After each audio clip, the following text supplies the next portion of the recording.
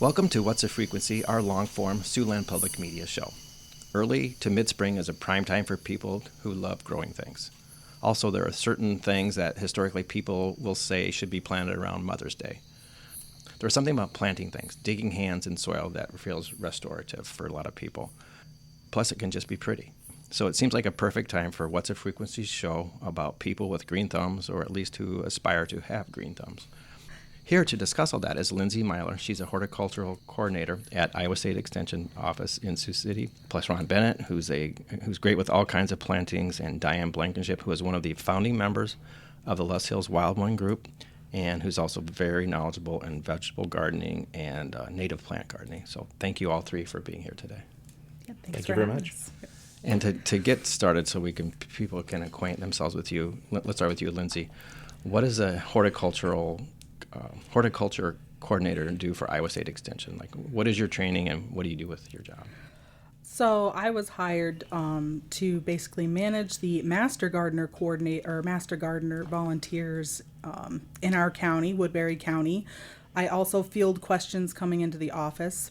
People can call the office and I will either research it or give them an answer on any yard or garden questions that they have. I also get a lot of wildlife questions, basically anything that involves agriculture and natural resources. That question will go through me, and I will try to give them the best information, research-based information to solve their problem or issue they're having. And I majored in horticulture with an emphasis in fruit and vegetable crop production.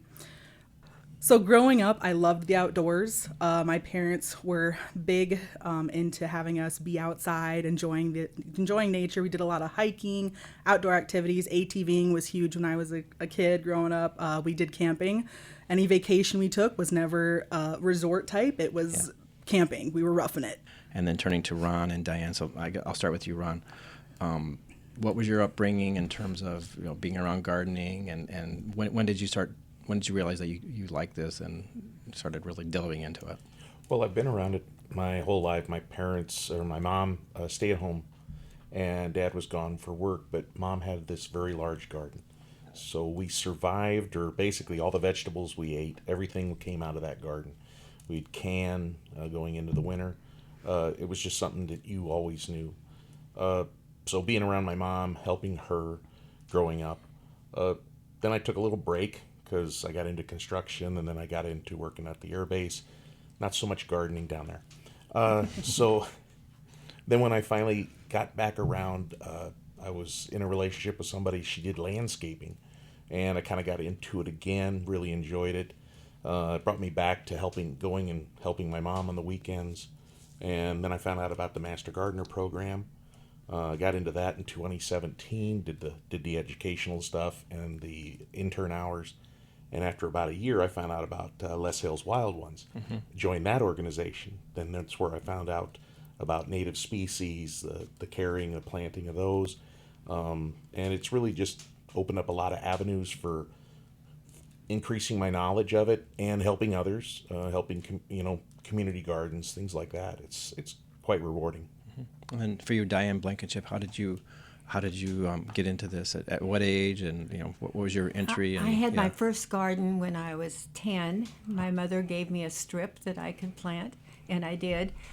And in 1978, I was teaching at Riverside Junior High, and I sat opposite the table of two people, Larry and Carolyn Benny, and they told me about the Les Hills Prairie Seminar. There had been one, and this was going to be the second one. After we had gone to the Les Hills Prairie Seminar, we went to Yellowstone National Park. We bought wildflower books. Okay. The Les Hills Prairie Seminar had opened our eyes to that. And that fall, we went to a event in Kansas, and we saw prairie in the fall. And we realized that during that summer, we had bought land on Buckwalder, and it was prairie. And so it was just serendipity that we had done that. But now on that property, we live there now, and I have a huge vegetable garden. Thank you. And the voice you're hearing there, that was Diane Blankenship. I'm going to pose this to all three of you. So when we're talking about gardening, whether it be vegetable, flowers, etc., native, are you good at it? Although I suspect good can be a relative term at times. But Ron, how about you? Yeah. Well, I would say I'm not bad at it. I don't think I still go to my two guests here, your fellow guests, but to get advice on things. I don't kill plants outright. They they tend to go away after a couple years. But no, I if I had to survive on my own without the internet to research plants or either the Les Hills Wild Ones or Iowa State Extension, yeah, I would starve. But I do the best I can. I try, and I kind of feel fulfilled. How about you, Diane? Due to the many years of experience, I consider myself to be fairly accomplished, both at vegetable gardening and native plant gardening. For you, Lindsay? I still kill plants like on a regular basis. I mean, you just forget about them. But most of them survive. That's my goal. I figure it's survival of the fittest when it comes to my plants, and Yeah. I'll give them what I can. But I think my mom, even with, she just has a lot of experience in gardening. She's just done it. Her mom did it on an acreage down in Danbury, Iowa. She has a greener thumb than I do, even though I have the schooling for it. Mm-hmm. It's different on paper than it is in real life, isn't it? Mm-hmm. Yes. And a question kind of intrigues me, so I do want to throw it out. There's the so-called green thumbs that people have, being good at growing things, plants or vegetables, whatever. Do you think people are born with that, or if you have a green thumb, do you like kind of grow into it and learn things? I would say that when I was little, I loved to play in the dirt and mud pies and all that, and I think that's when children get that kind of experience at a young age, it kind of prepares them to have a green thumb because it's just natural to them. So I would say I have a green thumb, and it's because of my upbringing. Thank you, Diane. And then Ron or Lindsay, either of you, thoughts on that? I think people have an inclination, like you say, if you're outside or you enjoy, if you have a time off and instead of sitting in the couch watching TV, being inside, you want to be outside. Even things like just being outside mowing your grass. I think you have an inclination for green thumb. You want to encourage growth, seasonal growth, planting things that are going to keep coming back year after year, improving nature. I think you have an inclination for that. Now, if you're in an urban area and you haven't experienced something like that, it's harder for someone like that to get into planting. But I think it can be taught. Okay. Lindsay? That's very true. I agree. It can be taught. You can pick up gardening at any age. What I find for a lot of people, even the questions coming in, is just having the inclination, wanting to do the research to figure out how to make that plant specifically succeed. Because like we know, a lot of plants have different requirements. They like different soil. They like different soil pHs. I mean, you can get as in-depth to the research of it as you want to, or you can just go to the store, buy one, knowing that it's going to die in your hands, but enjoying it while it's still there. It's still a thing. Everyone can enjoy plants. I saw this sticker once, and I think I have it on one of my other water bottles that says, "Gardening is for everyone." There are ways to make it easier for yourself, but a lot of it, I think, is just learning from other people as well.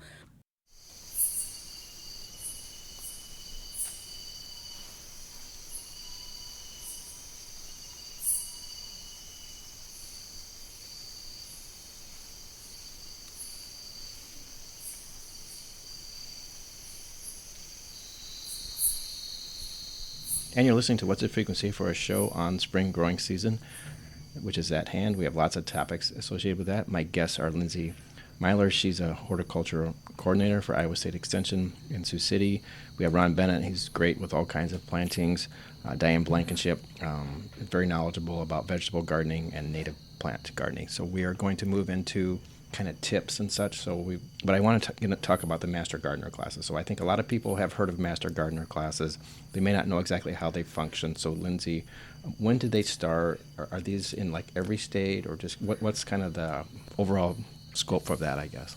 So the Master Gardener program, as a national level, it is on the national level. It's part of a larger organization. It's usually through some kind of university. It started in 1973 in Washington State, and then gradually every other state that has a university kind of adopted it. And it's usually through some type of agriculture department in that university. So you don't have to go through 4 years of schooling to feel like you are, a horticulturist, because anyone can be a horticulturist. So the program at Iowa State University started about that time. We've had it in Sioux City, I believe, since the 80s. So in Iowa, we have, I believe it's in 99 counties. All 99 counties have their own Master Gardener program. They're actually calling it Garden Academy now. So there's 2 different routes you can take, but you get the same education. If you don't want to volunteer or do that requirement of 20 hours a year plus 10 hours of extra education after you take the course, you can go what's into called the Pro Hort. So you are getting the same education. It's a little bit more expensive to take the class, but you're still getting that horticulture knowledge. I want to make sure I understand it. I'm not sure that I do. With the volunteers, so do people through the Master Gardener class, they become experts, so to speak, and then they are volunteering and teaching other people then, or I'm not sure that I follow that. That's kind of the goal. The mission is they're taking this course, they're learning as much as they can and continuing to learn year after year, and then they are volunteering their knowledge and their time to better their community in the gardening yard aspect. And a lot of our Master Gardeners, they choose a project or an area that they really enjoy. Some like vegetable gardens, some like native plants, some like other ornamental, some like houseplants. They can use many different avenues for getting their volunteer hours. Some of them volunteer at community gardens. Some of them put on classroom programs for students, teaching kids about gardening, how to start seeds. It's kind of up to them. It's kind of it's a nice way that they can tailor to their own interests. And for you, Ron, so you went through the course, and Diane also, is that correct? No, I did not. Okay. Did you feel like it was a success? Was it good for you, Ron? Definitely. Different subjects, different weeks. Picked up a wide variety of things. So I guess jack of all trades, master of none. So I know a little bit about fruit trees. So when I'm up at my mom's, I can help her with some fruit tree stuff. I get questions at work about lawn issues. So you have a little bit of knowledge. And it's not so much knowing it right off the top of your head, but it's knowing how to do the research.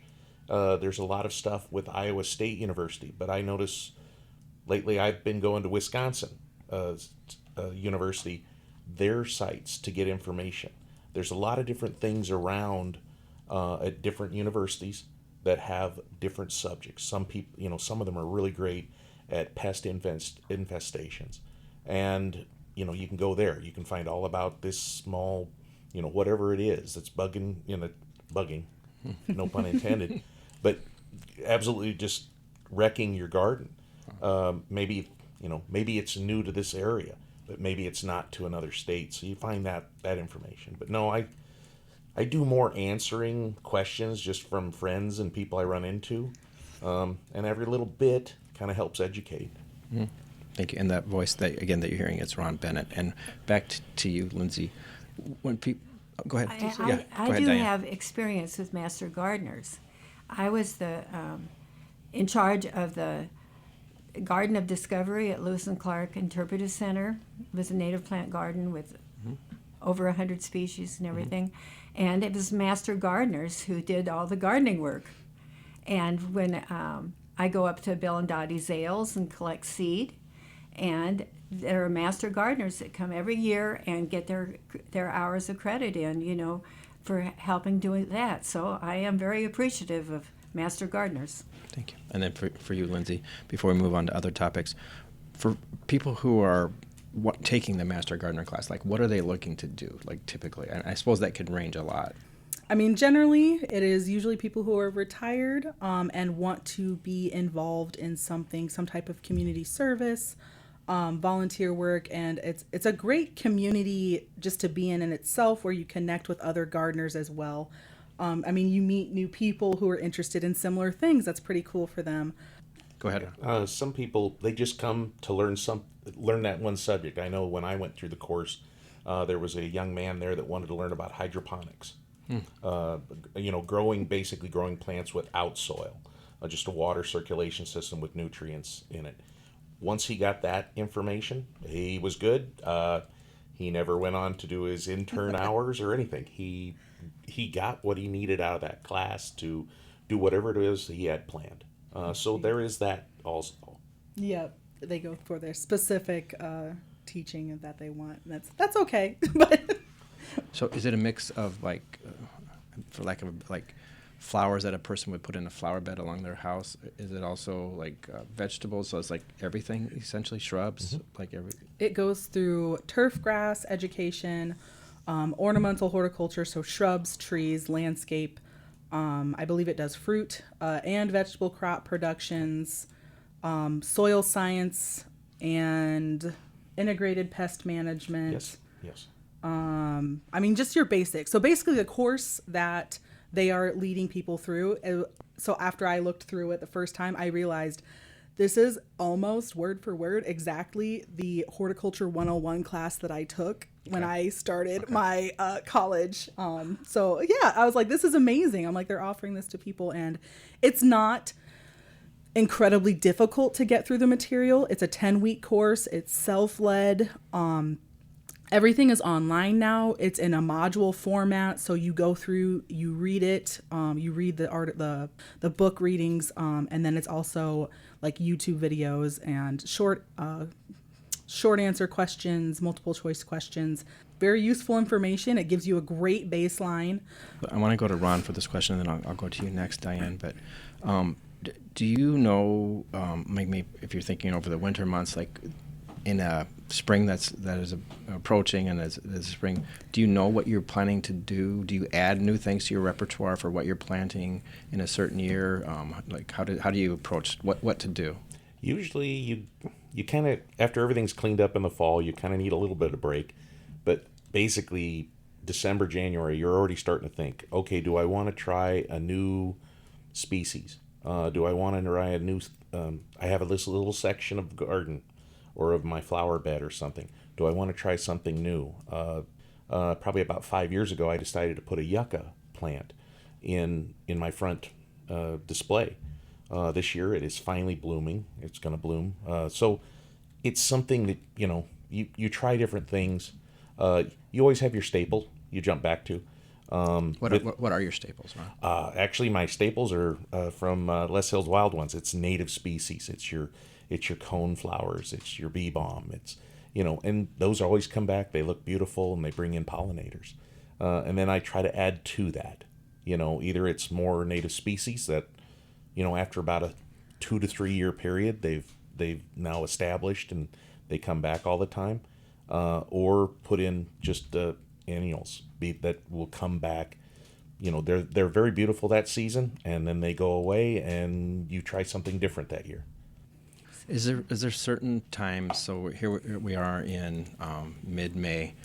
There has to be certain timelines that if you don't get something done by such and such time, that you might be out of luck that particular year. Is that true, or am I oversimplifying that? May is a busy time for getting things into the garden and timing it.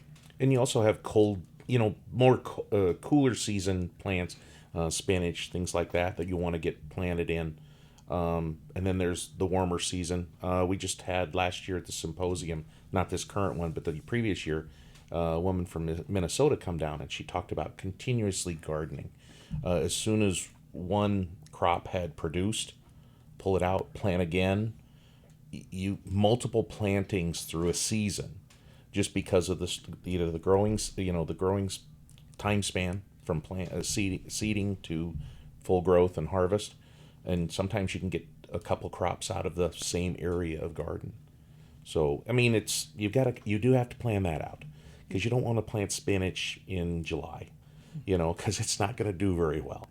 But those are things you have to plan out, and then like Diane says, starting your seeds early so you can get them outside, get them hardened, get them in the ground. Yeah, and you can plan out and you can get maximum usage of your garden.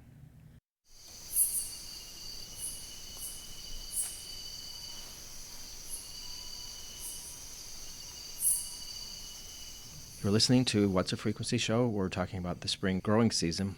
We have lots of topics associated with that, and my guests are Lindsay Myler. She's a horticulture coordinator at Iowa State Extension. We have Diane Blankenship, who is very knowledgeable about vegetable gardening and native plant gardening, and then Ron Bennett as well. I don't know if I asked this question precisely before, but I think maybe we're in the vein of this, but what does it take to get better at growing items? Experience. Learning from your mistakes. If it fails one year, there's always next year. I'd say willing to do the research. If you're deciding to plant something new this year, do the research on it. Don't just go to the store and say, I think I'm going to do eggplant, and not have read anything about it. Yeah, you'll need to do some research on it. And it's so easy now because of the internet. Oh, yes. It's instant knowledge. Yeah, you can find a 10 or 15-minute seminar online by somebody that has done what you're wanting to do. And if you don't have internet, there's always the library. They have tons of books on horticultural topics, and most of that information is still accurate today. Some of it might need to be updated, but it's a great resource too. Plus, they have internet there. I want to ask, I'm really intrigued to hear your answers on this, so I'll start with you, Diane.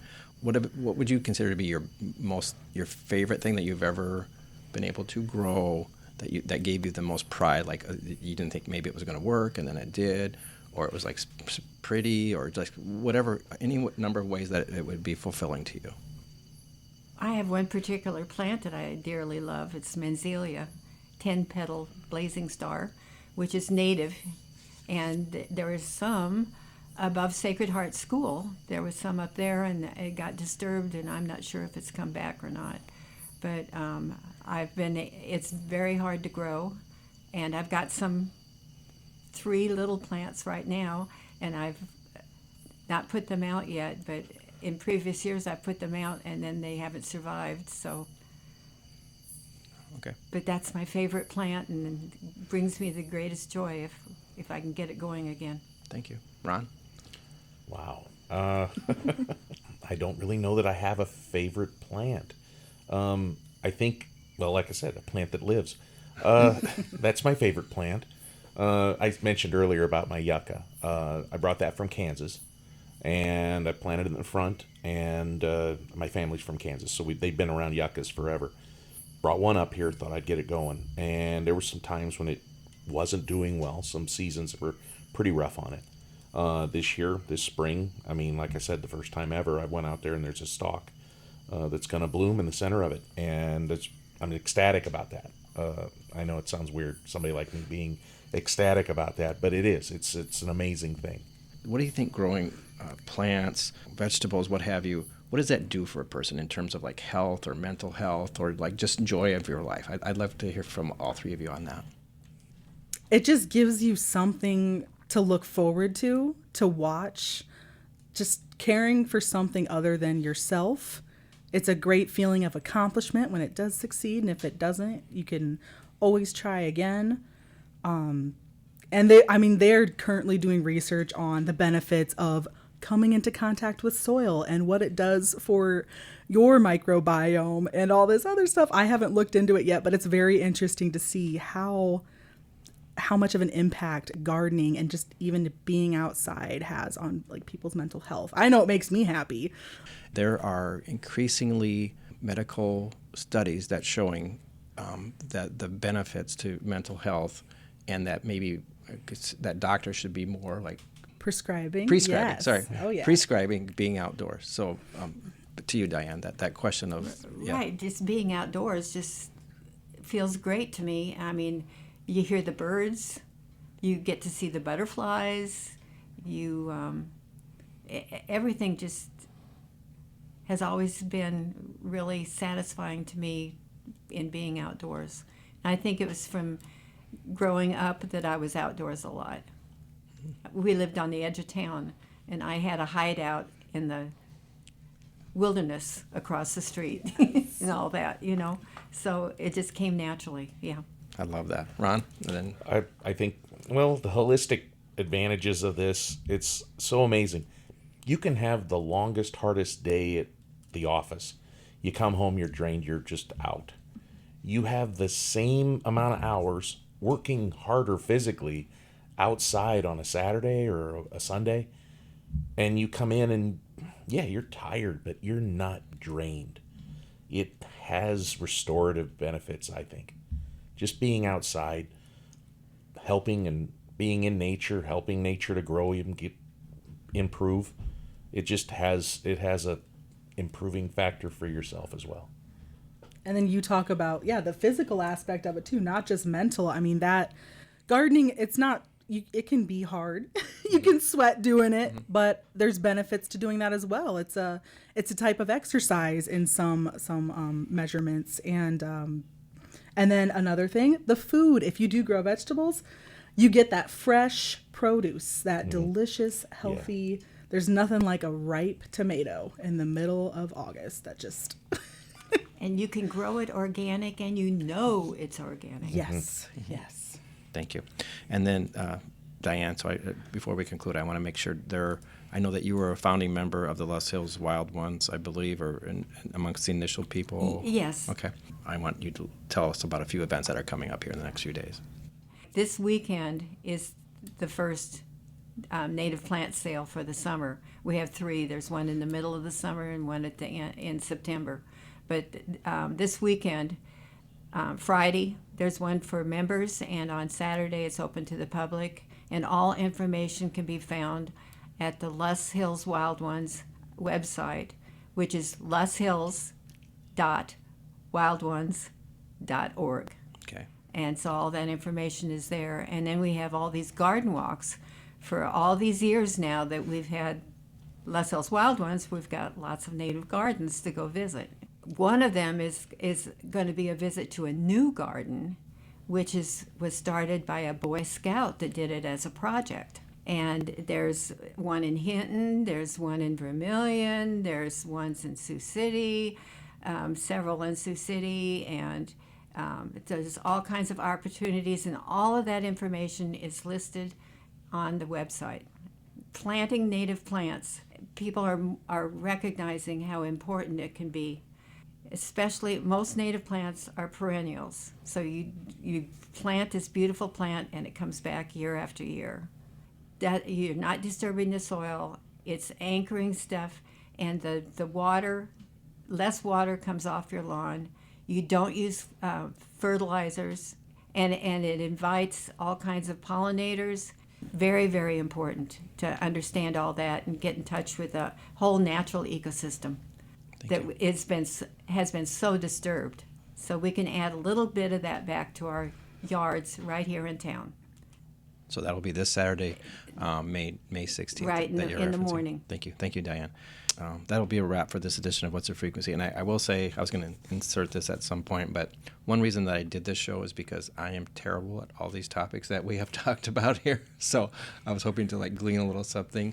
And I think I said earlier, Lindsay, I give up before, I've had some not good successes, and you guys will try to keep going, and I kind of throw up my hands and just kind of give up. So this has been very inspiring, and I want to tell everyone, maybe our listeners can hear this in the voices, but there's been a lot of smiles around this table today. So thank you all for being here. This has been wonderful. Yeah. My guests have been Lindsay Myler. She's an horticultural coordinator at Iowa State Extension in the office in Sioux City for Woodbury County. Ron Bennett, he's, I'll just keep saying that, great with all kinds of plantings.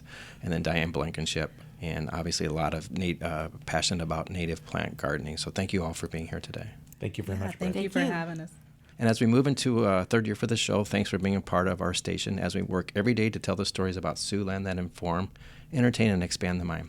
I'm really proud of the content of this weekly show, and thanks to the many guests who say yes to keep being a part of the show week after week. And it's you 3 again, just wonderful. Thank you very much for this. Thanks for listening, and please join us again next week. What's Your Frequency airs on Fridays at 10 a.m. and again on Sundays at 2 p.m. For Siouxland Public Media, I'm Brett Hayworth.